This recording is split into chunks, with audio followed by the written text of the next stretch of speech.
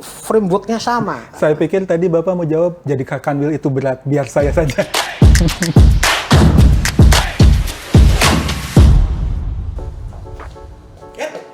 Siapa tuh?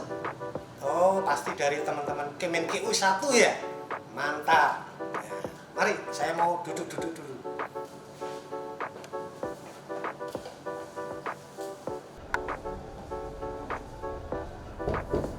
Assalamualaikum. Waalaikumsalam. Wah, ada tamu kayaknya. Ayo masuk, masuk. Kabar Pak? Pak Arfi. Arfi, Pak. Oh, Dari benar-benar. Oke, siap. Pak Arfi dari BDK. Siap. Mantap. Kita sambil ngopi-ngopi kita Siap, ya. makasih Pak. Gimana kabar? Alhamdulillah Pak, bagaimana Pak Sony? Alhamdulillah, baik, sehat. Siap, Alhamdulillah. Amin, insya Allah. Ya. Kami sapa dulu Sobat Pembelajar ya Pak. Assalamualaikum warahmatullahi wabarakatuh. Salam sehat Sobat Pembelajar semua. Selamat datang di Katapel. Menangkap yang tesit jadi eksplisit. Di mana ini adalah program baru di Kemenkeu 1 Riau untuk menangkap pengetahuan-pengetahuan tesit yang dimiliki oleh sosok-sosok inspiratif di Kemenkeu Riau untuk bisa jadi pembelajaran kita bersama. Nah, Sobat Pembelajar, tahu nggak tacit knowledge ini apa?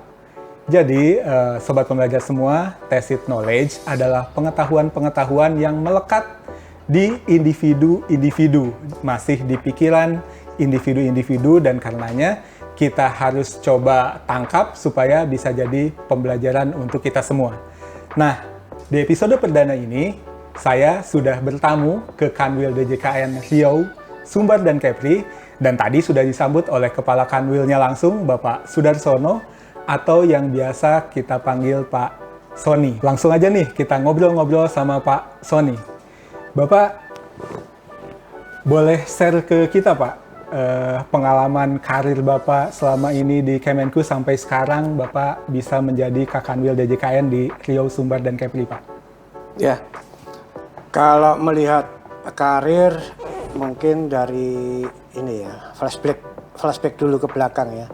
Jadi saya bergabung dengan Kementerian Keuangan itu tahun 96. Oh, waktu itu di Bapepam saya, Badan Pengawas Pasar Modal. Nah, kemudian berproses sampai akhirnya tahun 2008 akhir ditugaskan di DJKN. 12 tahun ya Pak di Bapepam ya? Iya, sekitar 12 tahun ditugaskan di DJKN tahun 2008. Kemudian itu akhir ya 2008. Kemudian awal pertengahan 2016 alhamdulillah dipercaya, diberi amanah oleh pimpinan sebagai tenaga pengkaji. Oh, di kantor pusat ya Pak? Betul, tenaga pengkaji di DJKN di kantor pusat, tenaga pengkaji harmonisasi kebijakan. Kemudian di 2019 Juni diberi amanah sebagai Kepala Kanwil DJKN Riau, Sumbar, dan Kepri. Jadi memang proses itu cukup panjang gitu ya. Melalui pembelajaran, waktu, suka duka gitu ya.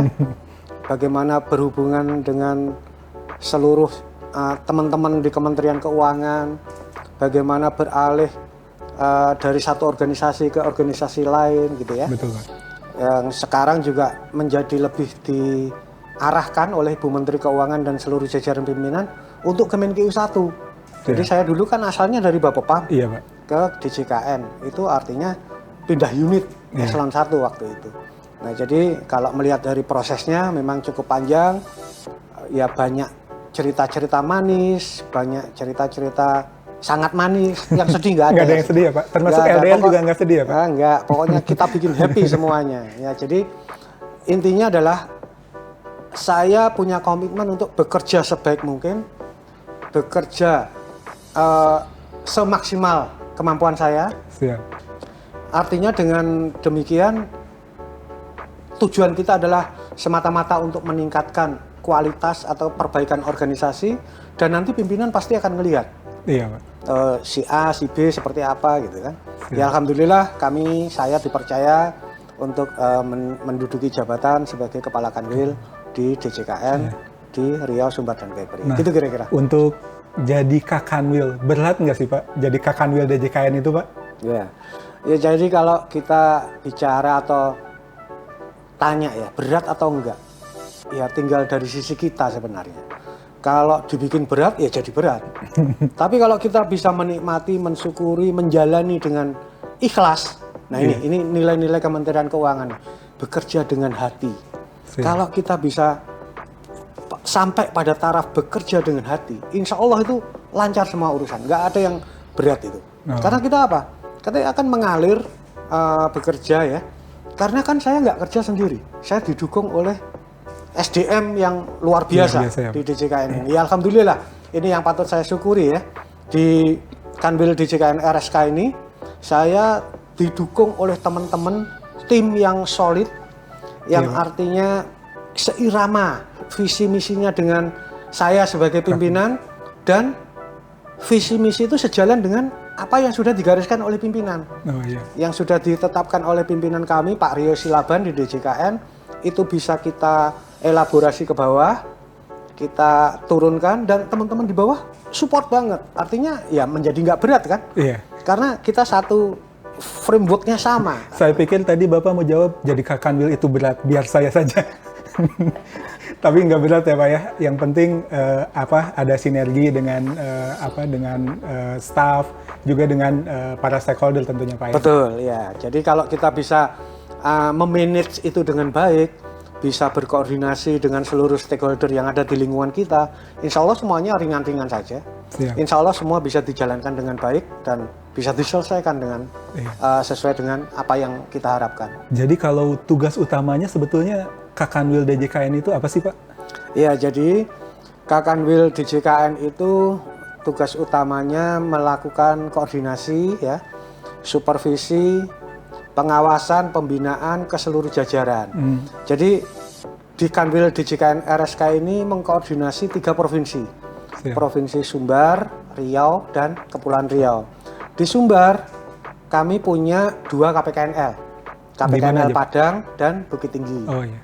Kemudian di Riau, Provinsi Riau ada 2 KPKNL juga, KPKNL Pekanbaru dan Dumai. Iya. Sedangkan di Kepulauan Riau ada KPKNL Batam. Nah, jadi tugas kami kan mengkoordinasi, mensupervisi, memastikan, melakukan monitoring dan evaluasi, pengawasan, wasdal, pengendalian ya. Apa yang dilaksanakan oleh teman-teman tim saya di KPKNL sudah berjalan sesuai prosedur yang ada, sesuai ketentuan yang ada, memberikan pelayanan kepada seluruh stakeholder secara maksimal sesuai ketentuan yang ada, sehingga tusi dari DJKN dapat dijalankan sesuai dengan ketentuan yang sudah digariskan. Jadi fungsinya lebih ke koordinatif ya Pak, tidak pelayanan langsung ke stakeholder ya Pak? Betul, jadi lebih banyak ke koordinatif, walaupun ada fungsi pelayanan yang harus kami laksanakan yang belum dilimpahkan kepada KPKNL. Jadi ada pembagian kewenangan gitu ya. Siap. Baik dari sisi penilaian, dari sisi persetujuan aset bea cukai misalnya, persetujuan untuk aset PPN, PPA itu masih di Kanwil. Jadi sebagian sudah dilimpahkan ke KPKNL, tapi sebagian masih ada di Kanwil juga. Betul. Nah, tadi Bapak menyampaikan bahwa wilayah koordinasi dari Kanwil DJKN RSK ini luas ya Pak, dari Sumbar, Riau, dan Kepulauan Riau. Nah, mungkin Bapak bisa share Pak, ada tantangan-tantangan yang spesifik mungkin Pak di Kanwil DJKN RSK nih Pak, terkait dengan wilayah koordinasi yang luas itu tadi Pak. Iya, kalau dari sisi tantangan ya, memang ini sesuatu hal yang perlu mendapat dorongan semangat nih. Nah, jadi kalau saya boleh cerita sedikit ya, dari 3 provinsi yang saya koordinasi ini memang betul karakteristik masing-masing daerah sangat berbeda ya. Kalau di Pekanbaru, di Dumai ya, dan seputaran itu di Provinsi Riau itu lebih mudah untuk berkoordinasinya, karena satu masih di lingkup satu provinsi, terus yang kedua cukup dengan jalan darat. Dan tidak jauh, dekat ke masing-masing wilayah, daerah, kabupaten, kota, itu nggak terlalu jauh. Tetapi begitu kita beralih ke Sumbar, di sana ada Bukit Tinggi dan Padang ya untuk KPKNL, itu sudah sedikit berbeda. Nah, karakteristiknya pendekatannya itu sudah agak lain. Kulturnya berbeda. Culture-nya pun agak berbeda. Sehingga walaupun masih NKRI ya, artinya pendekatan itu mungkin tentu ada cara-cara spesifik, cara-cara khusus yang harus dilakukan untuk melakukan upaya-upaya merangkul teman-teman di daerah gitu ya, di Sumbar misalnya. Kalau kita bicara ke Kepri, lebih beda lagi. Karena di sana wilayahnya laut, perairan, ya, Pak? antar pulau gitu. Dan cukup luas. Sedangkan KPKNL kita cuman punya satu KPKNL Batam. Nah, jadi memang dari sisi seperti wilayah fisiknya, kondisi kontur lapangannya itu memang sangat berbeda gitu ya. Nah, itulah menjadi tantangan tersendiri untuk bagaimana kita selalu dapat memberikan pelayanan kepada seluruh pemangku kepentingan walaupun dengan spesifik kondisi yang berbeda ragamnya ya, tadi itu betul. Jadi harus fit juga ya Pak untuk jadi seorang Kakanwil ya. Makanya Bapak rajin sepedaan ya Pak? Iya, alhamdulillah. Sepedaan, terus apalagi ya, mancing misalnya kan. Karena mancing itu ternyata pembelajaran juga loh, melatih kita Pak? Untuk sabar. Nggak dapat ya. Kita harus sabar. Semangat sama, sudah niat ngasih umpan ya kan, ngelempar pancingan ke sungai Siak misalnya, nggak dapat, ya nggak apa-apa, disyukuri saja ya. Syukuri. Gitu kira-kira. Siap. Nah, Bapak sudah menjabat di Kakanwil DJKN RSK ini tadi dari 2019 ya Pak? Jadi udah jalan 4 tahun ya Pak? Iya, hampir 4 tahun. Iya, hampir 4 tahun Pak. Nah, mungkin ada momen-momen yang memorable Pak, momen-momen yang mungkin tidak akan dilupakan nih Pak, sebagai seorang Kakanwil DJKN RSK, momen-momen membanggakan selama Bapak menjabat di sini mungkin Bapak bisa share juga Pak ke kami Pak. Iya, jadi momen yang cukup memorable atau mungkin sampai terpatri di dalam hati saya ya. Yang pertama, saya didukung oleh sumber daya manusia yang luar biasa. Dan di Kemenkeu pasti saya yakin semuanya luar biasa. Dan di Kanwil RSK ini, baik di Kanwil maupun jajaran KPKNL di lingkup kami, lingkup saya ini, SDM-nya luar biasa. Artinya sangat mumpuni dalam pelaksanaan tugas. Nah, yang kedua, dari situ teamwork itu bisa terbangun dengan sangat bagus. Teamwork dari sisi Kanwil maupun dari sisi KPKNL. Sinergitas antara Kanwil KPKNL berjalan sangat lancar, sehingga itu sangat memudahkan kita berkoordinasi, berkolaborasi dengan seluruh stakeholder yang ada di lingkup Itu ada pertemuan rutin Pak dengan KPKNL? Iya, tentu. Atau Bapak lebih banyak informal mungkin koordinasi? Baik formal maupun informal. Ya, jadi semua jalur saya tempuh untuk mempermudah, memperlancar suatu kegiatan atau event yang harus saya memberi keputusan tertentu misalnya. Nah, selain itu juga ada IKU yang di awalnya saya pikir wah berat ini. Ternyata tercapai. IKU apa tuh Pak? Melampaui ekspektasi. Seperti misalnya pelaksanaan sertifikasi. Oh iya. Sertifikasi BMN ini menjadi hal yang perhatian utama Bu Menteri.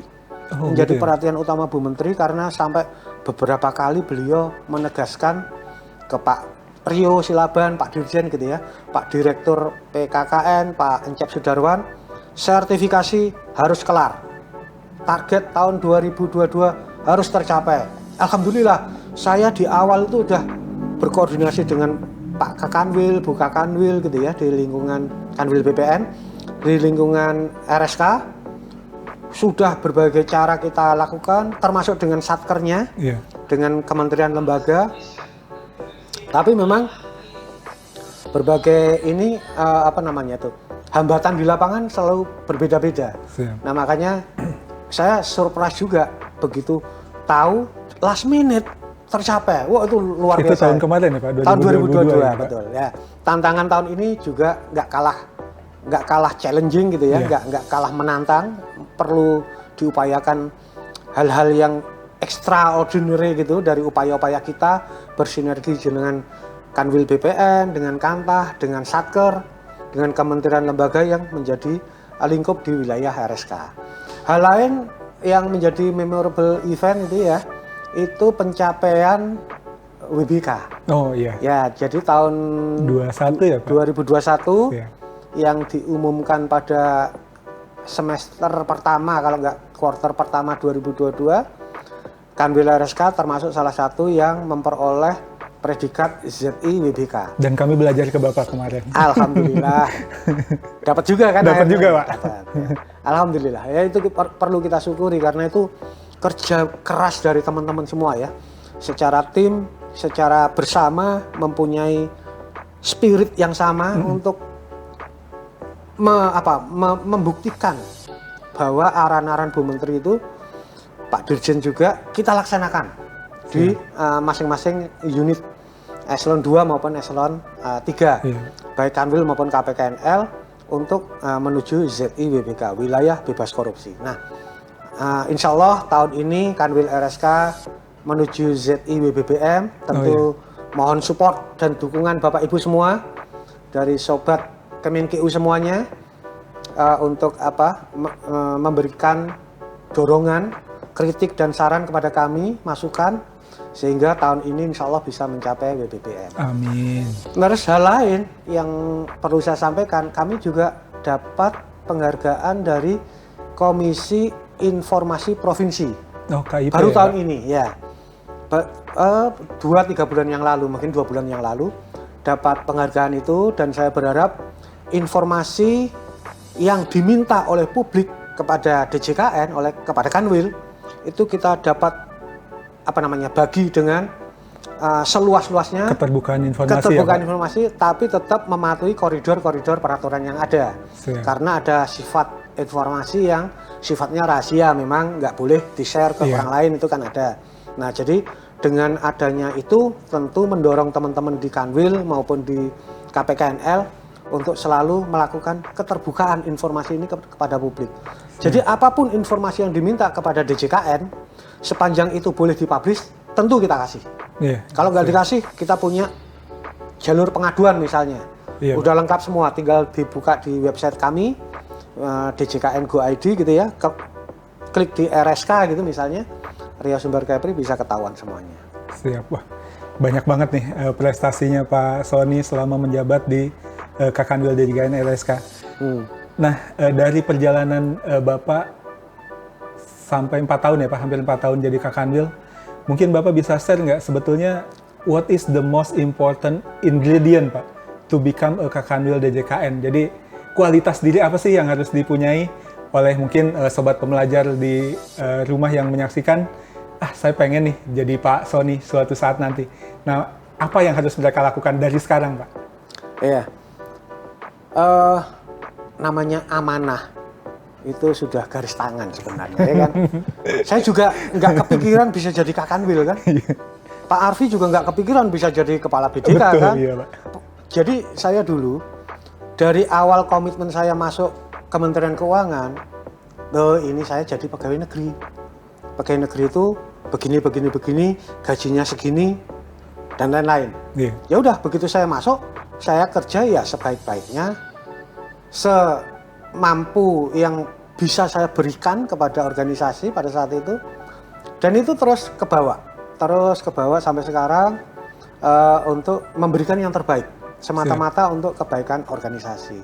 Nah, kalau bicara formal itu kan peraturan segala macam untuk kenaikan jabatan, promosi, mutasi itu sudah ada ketentuannya.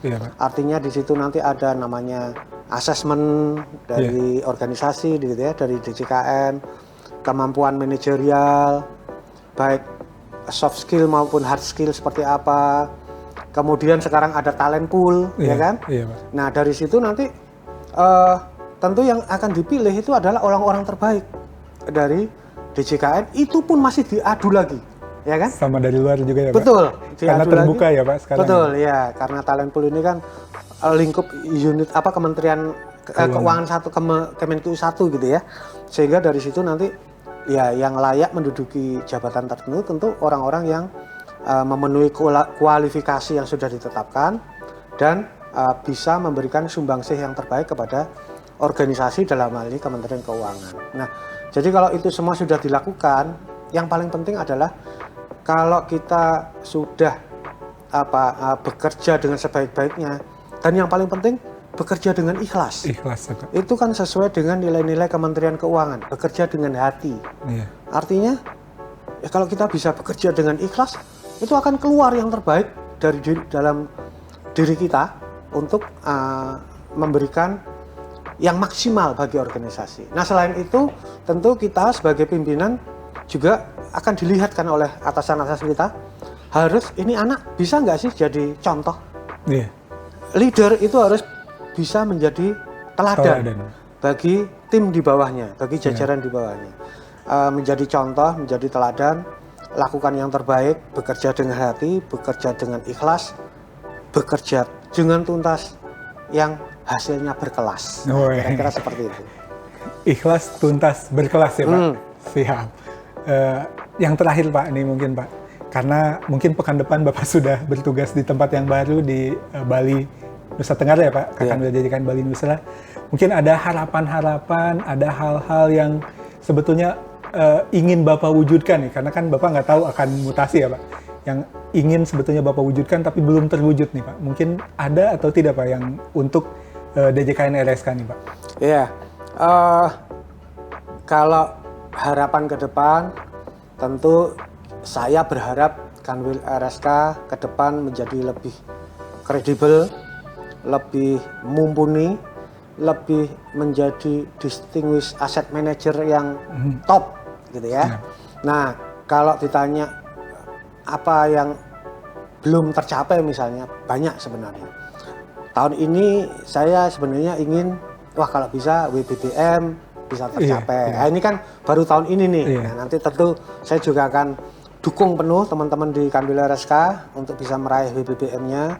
Kemudian pelaksanaan pekerjaan yang memang sudah digariskan, seperti misalnya penyelesaian aset ex BLBI, masih ada itu ya? Di Riau Sumber Kepri masih perlu banyak yang kita harus selesaikan, dan itu belum tuntas seluruhnya, walaupun sebagian sudah selesai gitu ya. Tapi kan organisasi harus tetap berjalan. Siapapun pemimpinnya di situ, yang baik terus kita laksanakan, yang mungkin masih perlu evaluasi kita lakukan upaya perbaikan, sehingga itu nanti dapat kita tutup kekurangan-kekurangan itu melalui evaluasi Monef yang memadai gitu ya, sehingga apa-apa yang sudah digariskan oleh pimpinan dapat tercapai seluruhnya. Termasuk hal-hal lain ya, penyelesaian aset ex-BPPN, ex-BPA, sertifikasi juga diharapkan tahun ini bisa tuntas gitu ya, untuk satker-satker yang ada di wilayah kami. Kemudian juga proses UMKM, mendorong peran UMKM di sini juga kami sedang dorong, bekerja sama dengan Pemprov, Pemkot gitu ya, dengan Pak Gubernur, Pak Sekda, Pak Pengelolaan Aset Daerah, kemudian terkait dengan penilai daerah, itu juga masih banyak yang harus saya selesaikan, tapi nanti tentu akan diteruskan oleh Pak pimpinan yang baru, dan seluruh jajaran juga sudah sangat siap, termasuk pemberdayaan SMV kita, Special Mission Vehicle. Nah, di sini di Riau ini dalam waktu dekat juga akan kita kolaborasikan gitu ya, antara kebutuhan daerah dengan SMV. Misalnya ada LPEI, ada PEI, ada SMV, SMI, SMF, sama satu lagi apa tuh yang panas bumi itu? Geodipa. Nah, dari situ termasuk Elman, karena Elman ini dari uang negara diguyur kepada satker untuk beli tanah. Tanah itu jadi jalan tol. Itu memberi impact apa sih kepada pertumbuhan di daerah itu? Impactnya seperti apa? Dana itu dana dari APBN, ratusan miliar kita selesaikan. Seperti kemarin misalnya peresmian jalan tol Pekanbaru Bangkinang. Nah, itu kan dana APBN yang digunakan untuk pembebasan lahan. Sepanjang lebih kurang 42 kilo ya kalau nggak salah, dari Pekanbaru ke Bangkinang. Itu berapa? Terus impact-nya kepada ekonomi daerah seperti apa? Mempersingkat transportasi itu akhirnya dapat mengirit BBM, mengurangi polusi udara, kan gitu ya kira-kira kalau dilihat dari nilai non ekonominya. Nilai ekonomi kan nggak harus uang. Iya, betul. Tapi pertumbuhan ekonomi di wilayah situ semakin menggeliat dengan adanya jalan tol itu. Apalagi kalau nanti bisa kita teruskan dari Bangkinang ke Padang misalnya. Iya. Terus dari selatan ke atas, ke utara. Ke Medan. Nyambung ya Iya. kan, ke Medan, ke Aceh itu nyambung semua. Itu sangat luar biasa. Ya tentu ini memerlukan upaya dan waktu yang cukup dan memadai gitu ya untuk menyelesaikan hal-hal itu semua tadi. Nah, tidak lengkap rasanya kita udah ngobrol panjang sama Pak Sony. Tapi Sobat Pembelajar, kalau yang di Riau sih pasti udah tahu. Tapi kalau yang di luar Riau nih, mungkin belum tahu. Pak Sony ini Raja Pantun di Kemenq Riau. Jadi mungkin sebelum kita akhiri bincang-bincang kita sama Pak Sony mungkin ada pantun untuk Sobat Pembelajar semua yang menyaksikan. Jalan-jalan ke Pekanbaru. Cakep. Jangan lupa membeli baju. Artinya Pak? Dengan semangat Kemenq 1, kita bikin ekonomi Riau menjadi lebih maju. Luar biasa. Tuh kan Sobat Pembelajar, padahal baru ditodong, tapi Pak Sony bisa langsung meng-create pantun yang luar biasa. Terima kasih Pak Sony atas waktunya. Saya tahu Bapak sibuk sekali mempersiapkan kepindahan juga ke Bali Nusa, dan saya tahu juga Bapak ditunggu rapat sama Pak Dirjen ya Pak. Makasih banyak atas waktunya. Nah, Sobat Pembelajar, itu dia episode Katapel perdana kita. Tangkap yang tacit jadi eksplisit. Banyak yang sudah kita dapat dari Pak Sony. Mudah-mudahan Sobat Pembelajar bisa mengeksplisitkan pengetahuan tacitnya Pak Sony. Kalau tadi yang saya tangkap ada 3 nih. Kerja ikhlas, kerja tuntas, hasilnya pasti berkelas. Jadi mulai sekarang berikan yang terbaik di penugasan apapun yang Sobat Pembelajar jabat saat ini. Sampai ketemu di Katapel episode berikutnya. Katapel, tangkap yang tacit jadi eksplisit.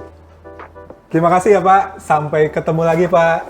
Salam untuk teman-teman di Bali Nusa dan semoga Bapak sehat-sehat terus Pak. Amin, insya Allah. Salam sehat selalu. Salam Kemenq 1. Siap, terima kasih Pak. Izin ya Pak. Yuk, sip.